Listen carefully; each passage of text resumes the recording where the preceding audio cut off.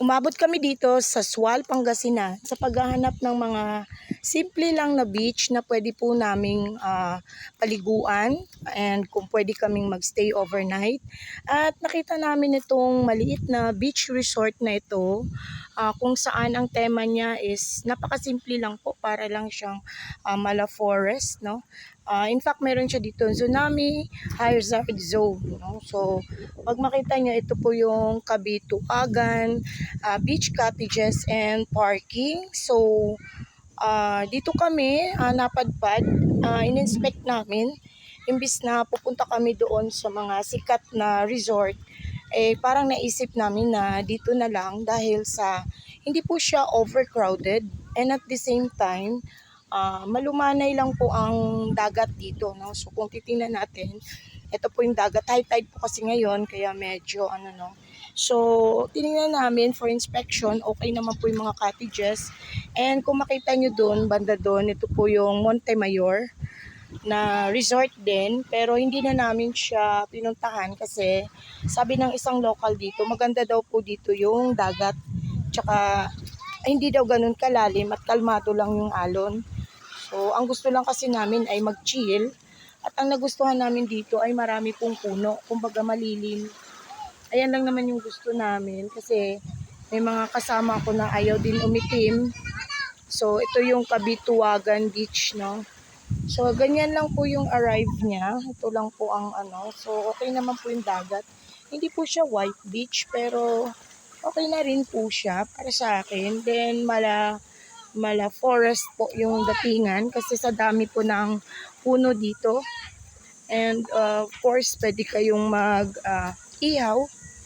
Okay dito. Pero kami hindi na po yata kami magpapaihaw, magpaluto na lang kami. Dilata lang.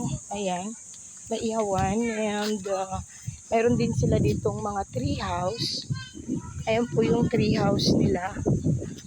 Ayan. So magkaiba-iba po. Ang kinuha po namin cottage is yung worth 1,000. So dito po tayo. Sa 1,000 na cottage na yun, ay free na po kami magtayo ng tent. So imbis halimbawa ayaw namin sa gabi na malamukan or what, ito yon. So free kami dito magtayo ng tent dito banda.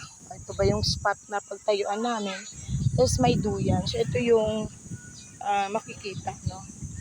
So meron din pong iba dito for couple. In-inspect din po namin yan, pang mga A-house. Pero hindi namin siya pinili kasi maliit and medyo mainit siya, nasa mga couple. And may maliit ditong tindahan. Ito yung Airman Sari-Sari Store. Ayan. So medyo tago ang lugar na ito, ha. Airman Sari-Sari Store. Pwedeng magpaluto dito sa kanila.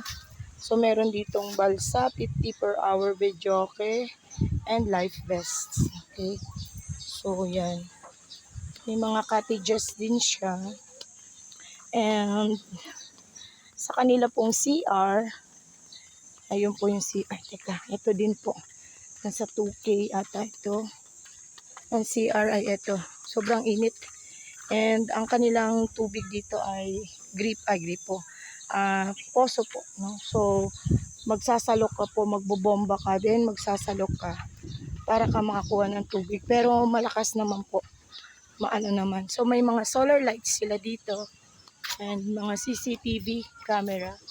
Meron din pala CCTV. May mga duyan and may mga charging station. So dito ako naka-charge dito sa may tree house. Ito po, no? So